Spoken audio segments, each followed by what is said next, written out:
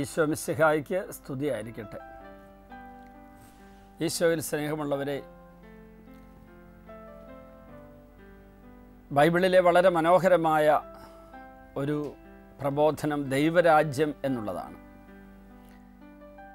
ദൈവരാജ്യത്തിൻ്റെ സുവിശേഷമാണ് ഈശോ ലോകത്തിൽ അവതരിപ്പിച്ചത്.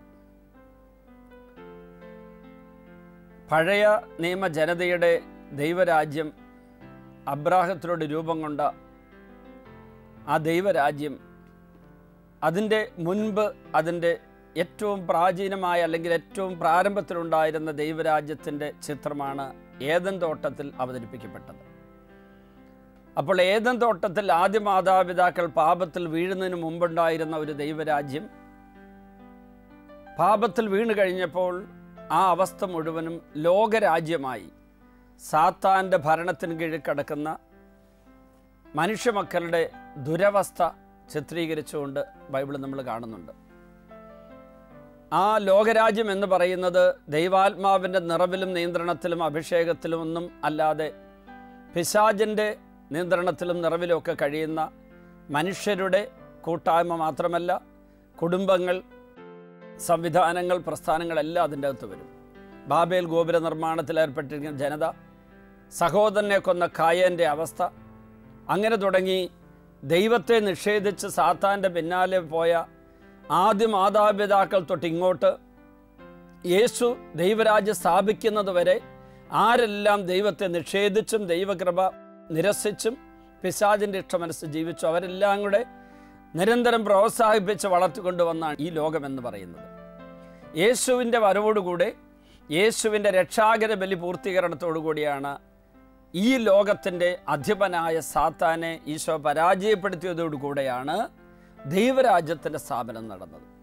ആ ദൈവരാജ്യത്തിൻ്റെ ബാഹ്യരൂപമായിരുന്നു പന്തക്കോസ്താ ദിനത്തിൽ സ്ഥാപിക്കപ്പെട്ട തിരുസഭ. ആ ബാഹ്യരൂപമായ തിരുസഭയുടെ പ്രാരംഭ മുഖമായിരുന്നു യേശു ക്രിസ്തുവിൻ്റെ കൊടിയ അപ്പസ്തോലന്മാരുടെയും ശിഷ്യ സമൂഹത്തിൻ്റെയും കൂട്ടായ്മ.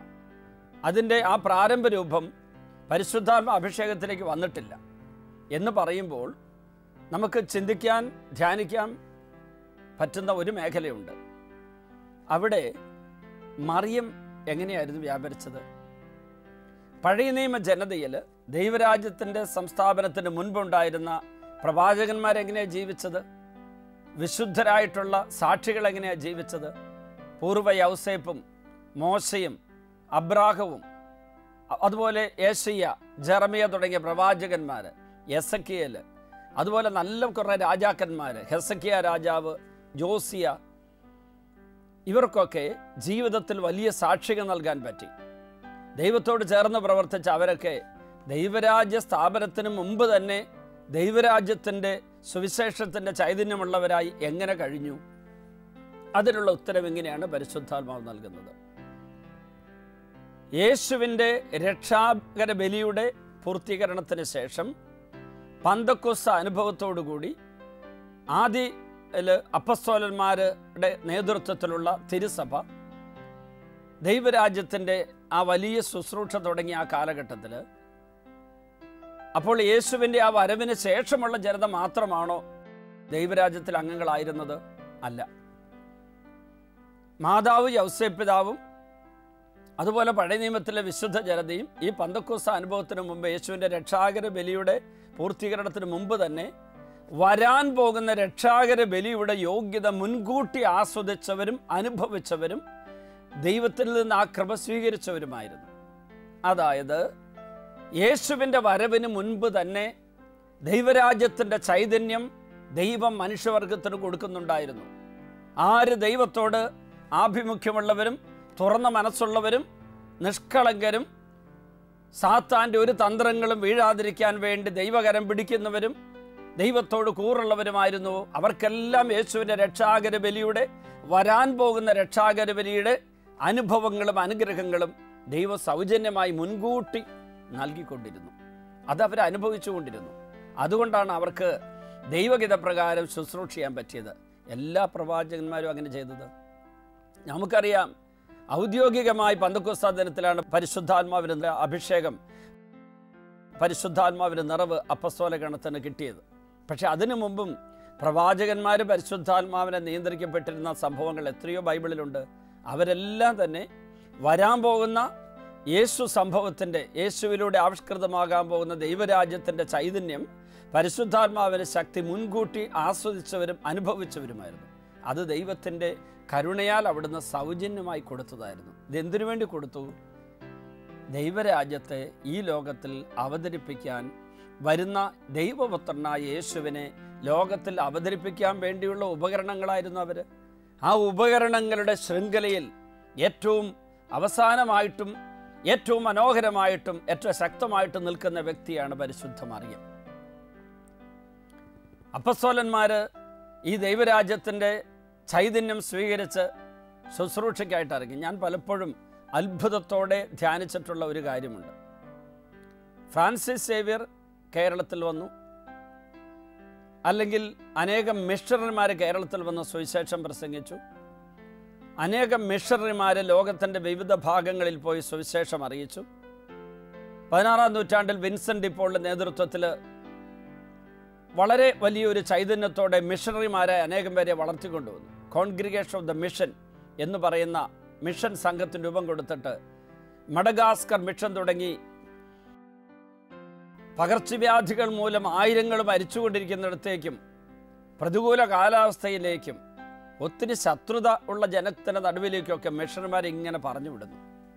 പക്ഷെ ഇവർക്കൊക്കെ അങ്ങോട്ട് കടന്നു ചെല്ലാനായിട്ടുള്ള എന്തെങ്കിലുമൊക്കെ സൗകര്യങ്ങളും സംവിധാനങ്ങളും ഉണ്ടായിരുന്നു. യാത്രാ സൗകര്യങ്ങൾ അപ്പസ്തോലന്മാരുടെ കാലഘട്ടത്തേക്കാൾ കൂടുതലുണ്ടായിരുന്നു.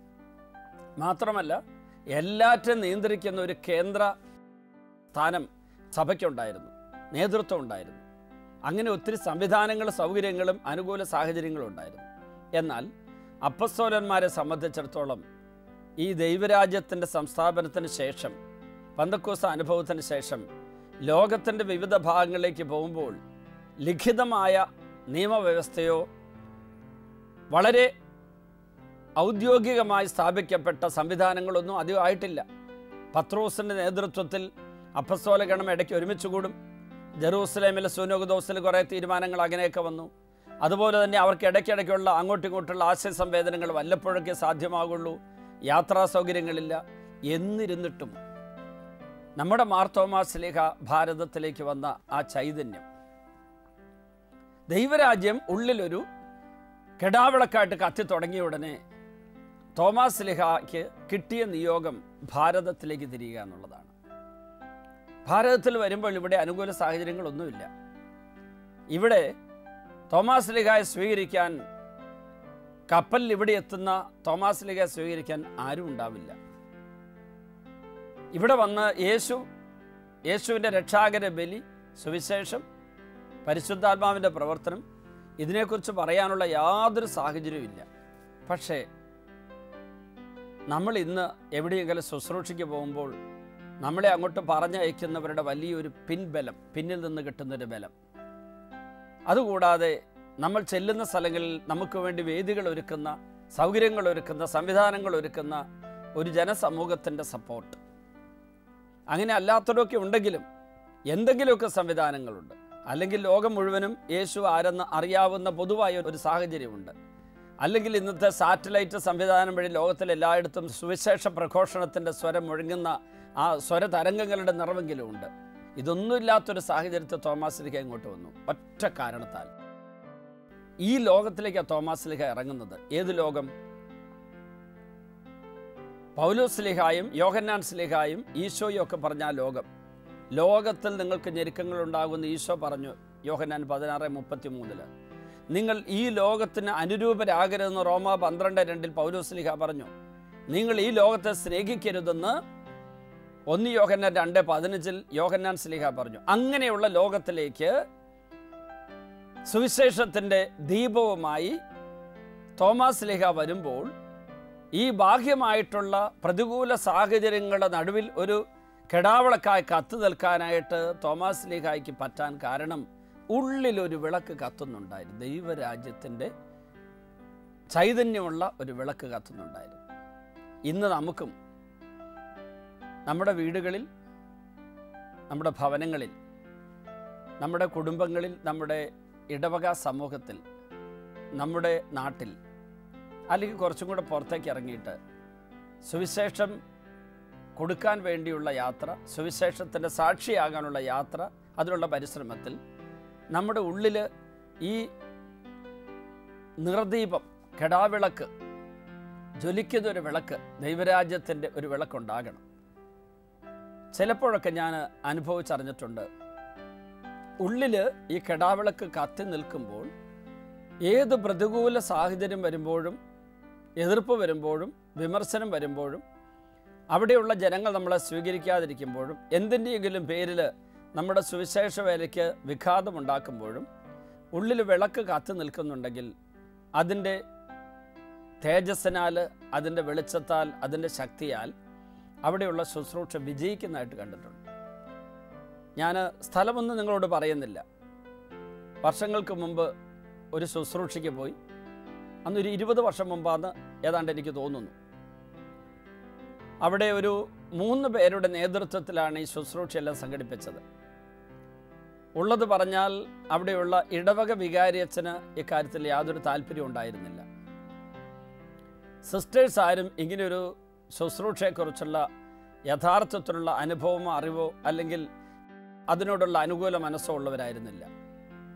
ജനങ്ങളാകട്ടെ 1% പോലും ഇങ്ങനെയുള്ള ശുശ്രൂഷ, ദൈവരാജ്യത്തിൻ്റെ സുവിശേഷം പ്രസംഗിക്കപ്പെടുന്നു, അപ്പോൾ ഈശോ അവിടെ പരിശുദ്ധാത്മാവിനെ അയച്ച് അവരിൽ മാറ്റം വരുത്തുന്നു, രോഗശാന്തി ഉണ്ടാകുന്നു, അങ്ങനെയുള്ള യാതൊരു അനുകൂല സാഹചര്യങ്ങളുടെയും വ്യക്തതയുള്ള സ്ഥലത്തല്ല ഞാൻ ചെല്ലുന്നത്. അപ്പോൾ എന്നെ വിളിച്ച 2 പേര് പറഞ്ഞത്, അച്ഛൻ ഒറ്റയ്ക്ക് വന്നാൽ മതി, ഞങ്ങളിവിടെ തന്നെ ബാക്കിയെല്ലാം സംഘടിപ്പിക്കാം.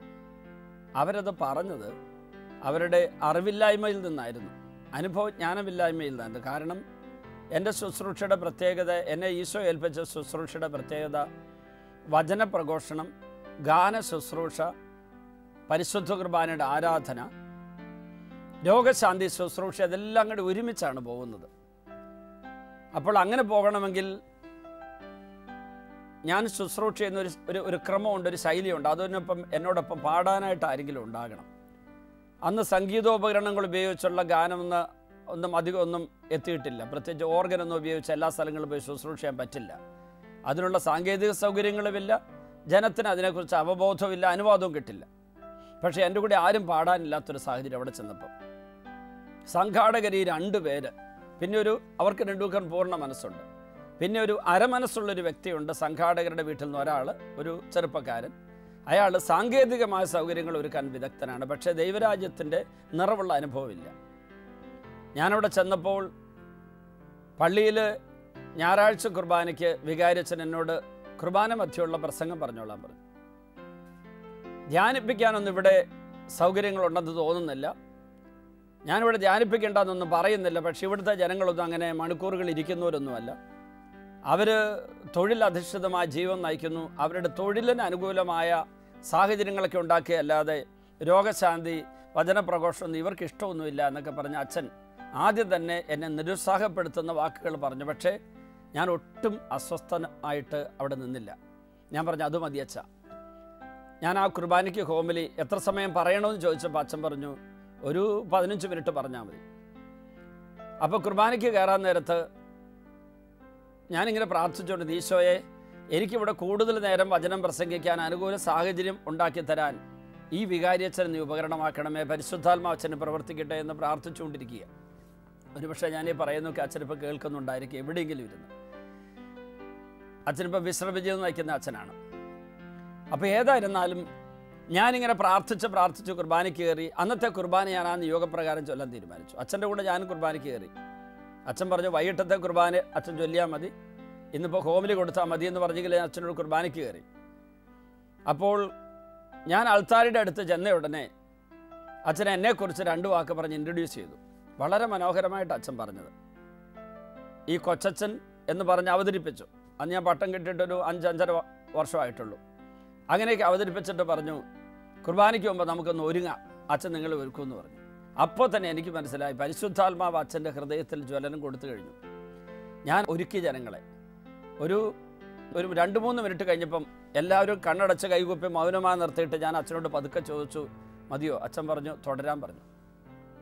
എന്തിനു പറയുന്നു, 10 മിനിറ്റ് നേരം ആ ശുശ്രൂഷ തുടർന്നു.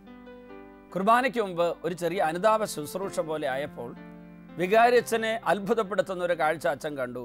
അവിടെ നിൽക്കുന്ന സ്ത്രീകളും കുറേ പുരുഷന്മാരെല്ലാം ഈ കണ്ണടച്ച് കൈകൂപ്പി തലകുമ്പിട്ട് പ്രാർത്ഥിക്കുന്നവർ പലരും കരഞ്ഞു തുടങ്ങി. പാപബോധവും പശ്ചാത്താപവും ഉണ്ടായി, അനുതാപവും ഉണ്ടായി. കുർബാനയുടെ സുവിശേഷ വായന കഴിഞ്ഞ് അച്ഛൻ എന്നോട് പറഞ്ഞു 15 മിനിറ്റ് ചുരുക്കണമെന്നില്ല, അച്ഛൻ ഒരു ജനങ്ങൾ മടുക്കുന്നു എന്ന് തോന്നുന്ന വരെ അങ്ങ് പ്രസംഗിച്ചോളാൻ പറഞ്ഞു. അപ്പോൾ എനിക്ക് മനസ്സിലായി പരിശുദ്ധാത്മാവ് അച്ഛൻ വലിയൊരു ചലനം ഉണ്ടാക്കി കഴിഞ്ഞു. ഞാൻ ഒരു കാര്യമായിട്ട് അച്ഛനോട് ഒന്നും പറഞ്ഞിട്ടില്ല.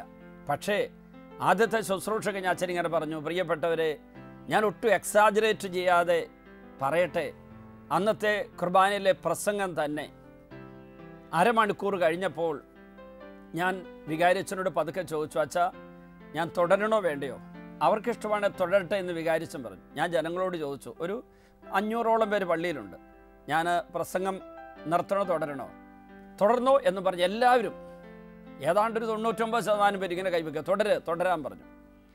അപ്പോൾ എനിക്ക് മനസ്സിലായി പരിശുദ്ധാത്മാവ് പ്രവർത്തിക്കുന്നു. അപ്പോൾ തന്നെ ഉള്ളിൽ അമിതമായ മാനുഷിക സന്തോഷം വരാതിരിക്കാൻ വേണ്ടി ഞാൻ പറഞ്ഞു, നമുക്ക് ഒന്നുകൂടി പ്രാർത്ഥിക്കാം. അപ്പം ഞാൻ പറഞ്ഞു, നമുക്ക് ഇതുവരെ കേട്ട വചനത്തിൻ്റെ വെളിച്ചത്തിൽ ഒന്ന് പ്രാർത്ഥിച്ചിട്ട് തുടരാമെന്ന് പറഞ്ഞു. ഞാൻ പ്രാർത്ഥിക്കാനായിട്ട് തുടങ്ങിയപ്പോൾ എനിക്ക് പെട്ടെന്ന് പറയാൻ തോന്നി, മുട്ടുകുത്തി പ്രാർത്ഥിക്കാം. വീണ്ടും ഞാൻ അത് പറയാനൊരുങ്ങിയപ്പോൾ എൻ്റെ മനസ്സിൽ സംശയം, ഇവർ മുട്ടുകുത്തുമോ? ഏതായിരുന്നാലും മുട്ടുകുത്തി പ്രാർത്ഥിക്കാൻ പറഞ്ഞു.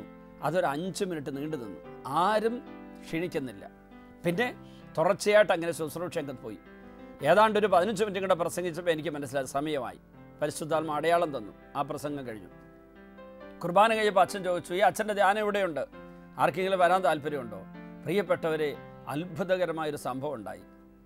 ആ വന്നിരുന്ന ആൾക്കാർ ഒരു 100-300ഓളം പേര് കൈപൊക്കി, ഞങ്ങൾ വരാം. അന്ന് വൈകുന്നേരം 3 മണി വരെയാണ് ധ്യാനം. അന്ന് വൈകുന്നേരം ഞാൻ നോക്കുമ്പോൾ ഈ 300 പേര് മാത്രമല്ല, അവർ കൂട്ടിക്കൊണ്ടുവന്നവരടക്കം ഒരു 10-600 പേര്. 2-ാം ദിവസം അതിന് നമ്പർ 1000 ആയി. 3-ാം ദിവസം അവസാന ദിവസം 1500 പേരായി. പള്ളിയുടെ മുറ്റത്ത് ആൾക്കാർ വന്ന് വചനം കേൾക്കാനിരിക്കുന്നു. പ്രിയപ്പെട്ട, എൻ്റെ കൂടെ ഗായക സംഘമില്ല, എന്നെ സഹായിക്കാൻ ആരുമില്ല. വൈകിട്ട് 3 മണി മുതൽ രാത്രി 7 മണി വരെയാണ് പ്രസംഗം പറഞ്ഞിരുന്നത്. പക്ഷേ പ്രസംഗം അന്ന് തീർന്നത് 9 മണിക്കാണ്. 3 ദിവസവും ഈ 6 മണിക്കൂർ വരെ ശുശ്രൂഷ ചെയ്തത് ഞാൻ ഒറ്റയ്ക്കാണ്. വചനം പ്രസംഗിക്കണം, ഇടയ്ക്ക് പാട്ട് പാടും. അവരെല്ലാം കൂടെ പാടി. അതായത് ദൈവരാജ്യത്തിൻ്റെ ഈ ചൈതന്യം അവിടെ എങ്ങനെ പ്രസരിച്ചു? അവിടെ ഉണ്ടായിരുന്ന ആ 2 ചേട്ടന്മാർ 3 മാസക്കാലം നിരന്തരമായി പ്രാർത്ഥിച്ച് ചെയ്ത കാര്യമാണ്. അതായത് തോമാസ് ലീഗ ഭാരതത്തിലേക്ക് വന്നപ്പോൾ ഇവിടെയുള്ള ജനത്തിന് സുവിശേഷം കൊടുക്കാൻ വേണ്ടി തോമാസ് ലീഗയുടെ കയ്യിൽ ഉള്ളിലുള്ള ദൈവരാജ്യത്തിൻ്റെ അനുഭവവും ഉള്ളിൽ നിറഞ്ഞ ദൈവവചനത്തിൻ്റെ ചൈതന്യവും പരിശുദ്ധാത്മാവിൻ്റെ വരങ്ങൾ മാത്രം ഉണ്ടായിരുന്നുള്ളൂ. മാനുഷികമായി ഒന്നുമില്ലായിരുന്നു. അന്ന് ആ ഇടവക ദേവാലയത്തിൽ ലോകരാജ്യത്തിൻ്റെ തകർച്ചയ്ക്ക് കാരണമായ ദൈവരാജ്യത്തിൻ്റെ സുവിശേഷം പ്രസംഗിക്കാൻ വേണ്ടി എൻ്റെ കൂടെ പാട്ടുകാരില്ല, എനിക്കതിനുള്ള പ്രത്യേകമായ മാനുഷിക കഴിവുകളൊന്നുമില്ല. അവർക്ക് ഒരു ശുശ്രൂഷ ചെയ്യാൻ വേണ്ടിയുള്ള വിളി, നിയോഗപ്രകാരമുള്ള അഭിഷേകം മാത്രം. പ്രിയപ്പെട്ടവരെ, നമ്മൾ ഇന്ന് അനുഭവിക്കുന്ന സൗകര്യങ്ങളും സാഹചര്യങ്ങളും സംവിധാനങ്ങളൊന്നും ഇല്ലാത്ത കാലത്ത് തോമാസ് ലീഹായും അനേകം വിശുദ്ധാത്മാക്കളും ഒക്കെ ലോകത്ത് സുവിശേഷം കൊടുത്ത് അങ്ങനെയാണ് ഒരു ലോകരാജ്യത്തെ തകർത്ത് ദൈവരാജ്യം സ്ഥാപിച്ചത്. അതിൻ്റെ ഫലങ്ങളാണ് നമ്മളിപ്പോൾ അനുഭവിച്ചുകൊണ്ടിരിക്കുന്നത്. ഇന്ന് നമ്മൾ അനുഭവിക്കുന്ന എല്ലാ സംവിധാനങ്ങളും അനുകൂല സാഹചര്യങ്ങളും എല്ലാം തന്നെ അങ്ങനെ ഒരു ദൈവരാജ്യത്തിൽ വിരിഞ്ഞു വന്ന വിശുദ്ധ പുഷ്പങ്ങളാണ്. അപ്പം നമുക്ക് നന്ദിയുള്ളവരാകാം. നമുക്ക് നമ്മുടെ ഭവനങ്ങളിലിരുന്ന്, നമ്മുടെ ജോലി സാഹചര്യങ്ങൾ മേഖലകളിലിരുന്ന്, നമ്മുടെ ഓരോ ജീവിത സാഹചര്യങ്ങളിലിരുന്ന് ദൈവരാജ്യത്തിൻ്റെ ശുശ്രൂഷ ചെയ്യുന്നവരാകാൻ തീരുമാനമെടുക്കാം. ഈശോയെ, ഇന്നത്തെ ശുശ്രൂഷ പങ്കെടുത്ത എല്ലാവർക്കും ദൈവരാജ്യത്ത് നിറവുള്ള അനുഭവം നൽകണമേ. എല്ലാ തരത്തിലുള്ള തിന്മയുടെ ശക്തികളുടെ പീഡകളിൽ നിന്ന് എല്ലാവരെയും മോചിപ്പിക്കണമേ. പരിശുദ്ധ അമ്മയുടെ വിമല ഹൃദയത്തിന് എല്ലാവരെയും പ്രതിഷ്ഠിക്കുന്നു.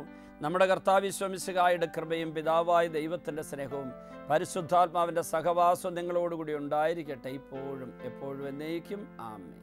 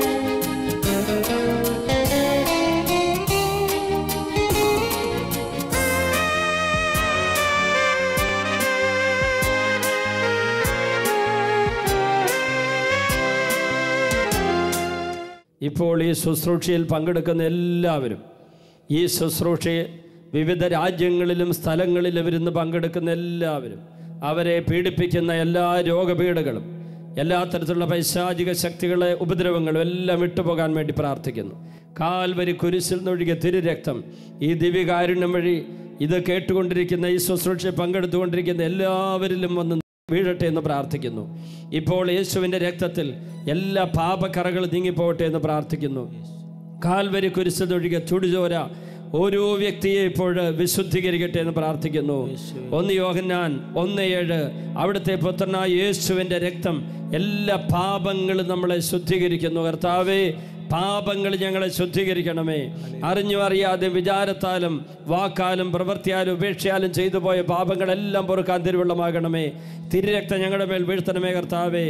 ഏതെല്ലാം മനസ്സ് മുറിവേറ്റിരിക്കുന്നുവോ, ഏതെല്ലാം ശരീരം രോഗബാധിതമായിരിക്കുന്നുവോ, ഏതെല്ലാം ആത്മാവ് പാപത്താൽ മലിനമാക്കപ്പെട്ടിരിക്കുന്നുവോ, ഈ ആത്മാവിലേക്കും മനസ്സിലേക്കും ശരീരത്തിലേക്കും ഓ ഈശോയെ അങ്ങയുടെ ചുടുചോര ഒഴുകി വീഴട്ടെ എന്ന് പ്രാർത്ഥിക്കുന്നു. അങ്ങ് കഴുകുന്നില്ലെങ്കിൽ ഞങ്ങൾക്ക് അങ്ങയോട് പങ്കില്ലല്ലോ കർത്താവേ. അങ്ങ് ഞങ്ങളെ കഴുകണമേ കർത്താവേ. എല്ലാവരും ഇപ്പോൾ കഴുകണമേ കർത്താവേ. ഞങ്ങളെ ശുദ്ധീകരിക്കണമേ കർത്താവേ. പാപമോചനം നൽകണമേ കർത്താവേ. എല്ലാ മക്കളും അനുഗ്രഹിക്കപ്പെടട്ടെ. കോടിക്കണക്കിന് ജനങ്ങളിലേക്ക് ഈ വലിയ ശുശ്രൂഷയുടെ ശക്തി ഒഴുകട്ടെ എന്ന് പ്രാർത്ഥിക്കുന്നു. എല്ലാവരിലേക്കും ഒഴുകട്ടെ എന്ന് പ്രാർത്ഥിക്കുന്നു. കുടുംബങ്ങളിലേക്ക് ഒഴുകട്ടെ എന്ന് പ്രാർത്ഥിക്കുന്നു. പാപികൾ മാനസാന്തരപ്പെടട്ടെ, ബന്ധനം മോചിക്കപ്പെടട്ടെ, രോഗികൾ സൗഖ്യം പ്രാപിക്കട്ടെ, അന്ധകാര ബന്ധനം അഴിയട്ടെ എന്ന് പ്രാർത്ഥിക്കുന്നു. ബന്ധനങ്ങൾ അഴിഞ്ഞു പോകട്ടെ എന്ന് പ്രാർത്ഥിക്കുന്നു. കുടുംബത്തിലെ രോഗങ്ങൾ വിട്ടുപോകട്ടെ, ഊമർ സംസാരിക്കട്ടെ, കെട്ടഴിയട്ടെ, ശ്വാസകോശ രോഗങ്ങൾ മാറട്ടെ, തലച്ചോരൻ രോഗങ്ങൾ മാറട്ടെ, മാനസിക രോഗികൾ സൗഖ്യം പ്രാപിക്കട്ടെ, അവരുടെ എല്ലാ കെട്ടുകളും അഴിഞ്ഞു പോകട്ടെ. യേശുവിന്റെ നാമത്തിൽ സൗഖ്യമുണ്ടാകട്ടെ. വായിലെ മോണയിലെ പല്ലിന്റെ രോഗങ്ങളെല്ലാം വിട്ടുപോകട്ടെ. തൊണ്ടയിലെ ശ്വാസകോശത്തിലെ രോഗങ്ങൾ വിട്ടുപോകട്ടെ. ഹൃദയത്തിന്റെ രോഗങ്ങൾ വിട്ടുപോകട്ടെ. ആമാശയത്തിന്റെ രോഗങ്ങൾ വിട്ടുപോകട്ടെ. കുടലിലെ രോഗങ്ങൾ വിട്ടുപോകട്ടെ. എല്ലാ രോഗികളും സൗഖ്യം പ്രാപിക്കട്ടെ. പ്രമേഹ രോഗം വിട്ടുപോകട്ടെ. പാൻക്രിയാസ് സൗഖ്യം പ്രാപിക്കട്ടെ. കരൾ രോഗം വിട്ടുപോകട്ടെ. എല്ലാ നാഡീഞരമ്പുകളും ബലം പ്രാപിക്കട്ടെ. അസ്ഥികൾ ബലം പ്രാപിക്കട്ടെ. അസ്ഥികളെ സുഖപ്പെടുത്തണമേ. തളർന്ന ശരീരം ബലം പ്രാപിക്കട്ടെ. ത്വക്ക് രോഗം മാറട്ടെ. രക്തത്തിന്റെ വൈകല്യങ്ങൾ വിട്ടുപോകട്ടെ. എല്ലാ രോഗികളും സൗഖ്യം പ്രാപിക്കട്ടെ. അത്ഭുതകരമായി സൗഖ്യം ഒഴുകട്ടെ. യേശുവിന്റെ നാമത്തിൽ ബന്ധനങ്ങൾ അഴിയട്ടെ, കെട്ടുകൾ അഴിയട്ടെ, മുറിവുകൾ മാറട്ടെ.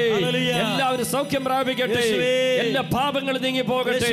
കുടുംബങ്ങൾ ഐശ്വര്യം നിറയട്ടെ, അനുഗ്രഹം നിറയട്ടെ, സമൃദ്ധി നിറയട്ടെ. ഹല്ലേലൂയ.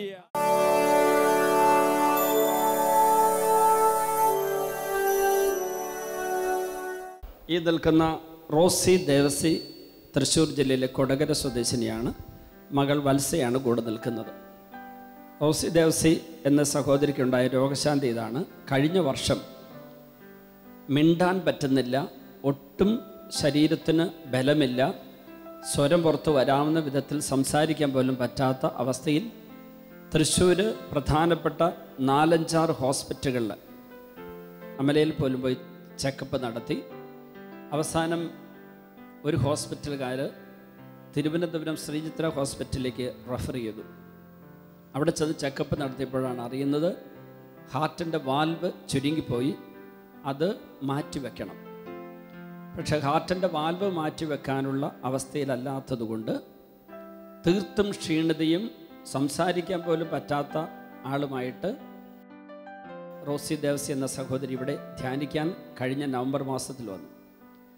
നവംബർ മാസത്തിൽ പങ്കെടുക്കുമ്പോൾ 2 ഹൃദ്രോഗികളെ കർത്താവ് സുഖപ്പെടുത്തുമെന്ന് ഞാൻ വിളിച്ചു പറഞ്ഞു. അതിനുശേഷം ഈ അമ്മയ്ക്ക് സംസാരിക്കാൻ ഉള്ള ശക്തി കിട്ടിത്തുടങ്ങി, മറ്റ് അസ്വസ്ഥതകളൊക്കെ കുറഞ്ഞു തുടങ്ങി. പിന്നീട് അത് കഴിഞ്ഞ് 2014 മാർച്ച് മാസത്തിൽ ഇവിടെ വന്ന് ധ്യാനം കൂടി. അതോടുകൂടി അമ്മയുടെ സകല ക്ഷീണവും മാറിയെന്ന് മാത്രമല്ല, ആ നെഞ്ചിലെ അസ്വസ്ഥതകൾ മാറിയെന്ന് മാത്രമല്ല, സംസാരിക്കാനും സാധിക്കുന്നു. ഈ ഹാർട്ടിൻ്റെ അവിടെ യാതൊരു അസുഖത്തിൻ്റെ അടയാളവുമില്ലാത്ത വിധത്തിൽ എല്ലാ ആരോഗ്യം തിരിച്ചു കിട്ടി. ഇപ്പോൾ അമ്മയ്ക്ക് സംസാരിക്കാൻ സാധിക്കുന്നു. ഇപ്പം എങ്ങനെയുണ്ട് നെഞ്ചിൽ? ഇപ്പം ഒരു കുഴപ്പമില്ല. അത്യാവശ്യം എനിക്ക് എല്ലാ പണി ചെയ്യാനും ഭക്ഷണം കഴിക്കാനും പാകം ചെയ്യാനും ഉറങ്ങാനും ഞാൻ ഒന്ന് ഉറങ്ങാൻ വരെ കൊച്ചിട്ടുണ്ട്. നേരത്തെ ഉറങ്ങാനൊന്നും പറ്റില്ലായിരുന്നു, ഭക്ഷണം കഴിക്കാൻ പറ്റില്ല, എനിക്ക് വേണ്ട. അത്ര അതുപോലെ നെഞ്ചിൽ ഭാരം ഉണ്ടായിരുന്നു, നടക്കാൻ പറ്റില്ല, ശ്വാസം കിട്ടില്ലായിരുന്നു. ഇപ്പോൾ ഒറ്റയ്ക്ക് നടക്കാനും അടുക്കളപ്പണി ചെയ്യാനും എല്ലാം ചെയ്യാനും സാധിക്കുന്നു. ആ രണ്ടാമത്തെ ധ്യാനത്തോടു കൂടി പൂർണ്ണ ആരോഗ്യം പ്രാപിച്ച ഈ സഹോദരി നിൽക്കുന്നു. മകള് വത്സയും കൂടി അത് സാക്ഷ്യപ്പെടുത്താൻ വേണ്ടി വന്നിരിക്കുന്നതാണ്. കൈയടിച്ച് ഈശോയ്ക്ക് നന്ദി പറയുന്നു. Hallelujah, hallelujah, hallelujah. ഈ നിൽക്കുന്ന ശാന്ത എന്ന സഹോദരി പാലാടുത്തുള്ള കുമ്മണ്ണൂരിൽ നിന്നാണ് വരുന്നത്. 52 വയസ്സായി. 10 വയസ്സുള്ളപ്പോൾ ഇടത് കണ്ണിൽ ഒരു കോലുകൊണ്ട് അവിടെ ചതഞ്ഞ് കണ്ണിന് കാഴ്ച നഷ്ടപ്പെട്ടു പോയി. ഓപ്പറേഷൻ ചെയ്തു, പക്ഷെ കാഴ്ച കിട്ടിയില്ല. 1 മാസം മുമ്പ് ശാന്ത ഇവിടെ വന്നൊരു ധ്യാനം കൂടി. ഒട്ടും കാഴ്ചയില്ലാതിരുന്ന കണ്ണിന് കുറച്ച് കാഴ്ച കിട്ടിത്തുടങ്ങി. അത് കഴിഞ്ഞ് ഇപ്പോഴത്തെ 1 മാസം കഴിഞ്ഞ് വീണ്ടും ധ്യാനിക്കാൻ വന്ന ശാന്ത ഇപ്പോൾ ഈ ശുശ്രൂഷയുടെ അവസരത്തിൽ അങ്ങനെ ഒരു കണ്ണിന് കാഴ്ച മങ്ങിപ്പോയൊക്കെ കാഴ്ച കൊടുക്കുന്നെന്ന് ഞാനിവിടെ വിളിച്ച് പറഞ്ഞതിന് ശേഷം പുസ്തകം എടുത്ത് വായിച്ചു നോക്കിയപ്പോൾ ആ കണ്ണുകളിലൂടെ വായിക്കാൻ സാധിക്കുന്ന വിധത്തിൽ സൗഖ്യം കിട്ടിയിട്ടുണ്ട്. വായിച്ച് മൈക്ക് പിടിച്ചിട്ട് വലത് കണ്ണ് അടച്ചു പിടിക്കും. മുൻകോപി കലഹം ഇളക്കി വിടുന്നു. ഇപ്പോൾ ഇടത് കണ്ണ് മാത്രം ഉപയോഗിച്ചാണ് വായിച്ചത്. ഇതിൻ്റെ അകത്ത് എഴുതിയിരിക്കും ചെറിയ അക്ഷരം പോലും വായിക്കാൻ പറ്റുന്നു. ഒട്ടും കാഴ്ചയില്ലായിരുന്ന കണ്ണ്, 42 വർഷമായിട്ട് കാഴ്ചയില്ലായിരുന്ന കണ്ണുകൾക്കാണ് 1 മാസം മുമ്പ് അല്പം കാഴ്ച കൊടുത്തപ്പോൾ ഇതാ പൂർണ്ണമായിട്ട് കാഴ്ച. ഈ പുസ്തകത്തിൽ അച്ചടിച്ചിരിക്കുന്ന കണ്ണട കൂടാതെ വായിക്കാൻ പറ്റിയ അത്ഭുതകരമായ സൗഖ്യം കർത്താവ് കൊടുത്തിരിക്കുന്നത്. കൈയടിച്ച് ഈശോയ്ക്ക് നന്ദി പറയാം. ഹല്ലേലൂയ.